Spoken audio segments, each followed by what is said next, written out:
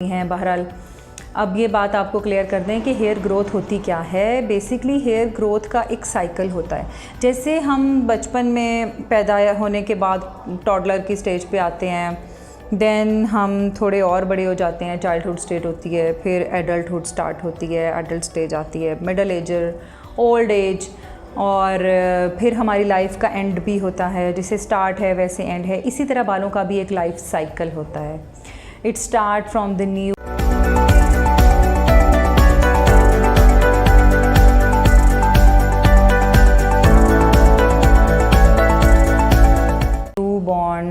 newborn hair from the start of the birth till it goes long is called the anagen phase। ये anagen phase वो है जिसमें बाल अपनी growth की स्टार्ट से लेके फाइनल लेंथ अचीव करता है। आपके सर में अप्रॉक्सीमेटली 100,000 बाल होते हैं। इन 100,000 बालों में से तकरीबन 70 to 80% बाल एक वक्त में एनाजन फेज़ में यानी ग्रोथ फेज़ में होते हैं। ये जो ग्रोथ फेज़ है it lasts from 3 to 7 years और इसमें बालों की फ़ाइनल लेंथ पता चलती है।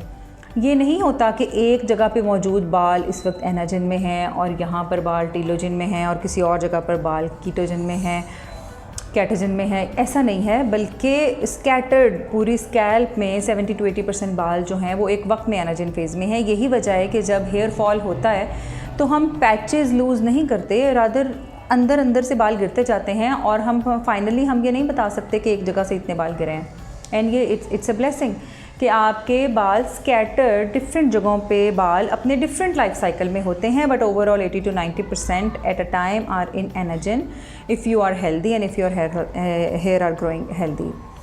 तो first stage is the anagen phase, जिसमें बाल लंबा होता है, अपनी फाइनल लेंथ अचीव करता है, और उसके बाद थोड़ी सी रेस्टिंग स्टेज आती है जिसको हम कैटोजन कहते हैं। कैटोजन फेज़ जो है ये तकरीबन 2 से 3 हफ्ते के लिए होती है। इसमें बाल की लेंथ नहीं बढ़ती, ये गिरता भी नहीं है, ये स्टैटिक हो जाता है।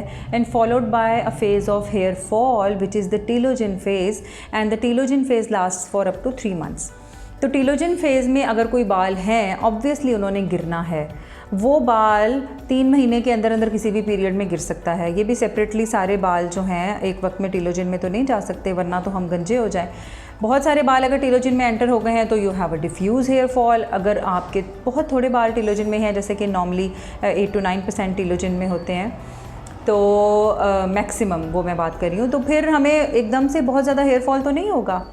इसलिए पेशेंट को ये भी बताना बड़ा ज़रूरी है कि नॉर्मली वो दिन में कितने बाल लूज़ कर सकते हैं, which goes normal.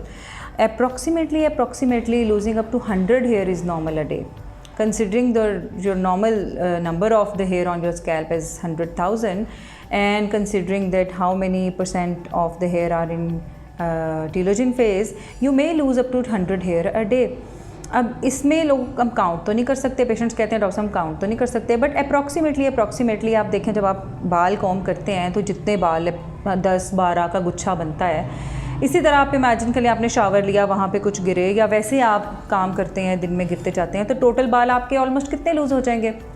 I am sure it will be under 100। If it is under 100 it's normal. और अगर ये 100 से बहुत ज़्यादा होगा तो then obviously you will notice it and you will report to your doctor and he or she is going to treat it.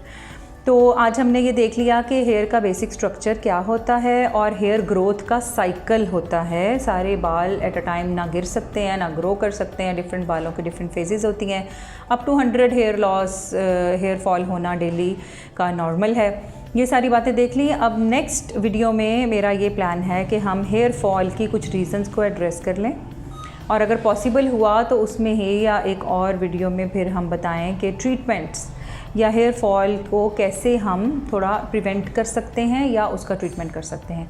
सो अगर इस वीडियो के हवाले से आपको किसी भी किस्म की कोई क्वेरीज़ हों, मिसकंसेप्शंस हों, तो आप मुझसे पूछ सकते हैं, क्वेश्चंस कर सकते हैं। I will be happy to answer.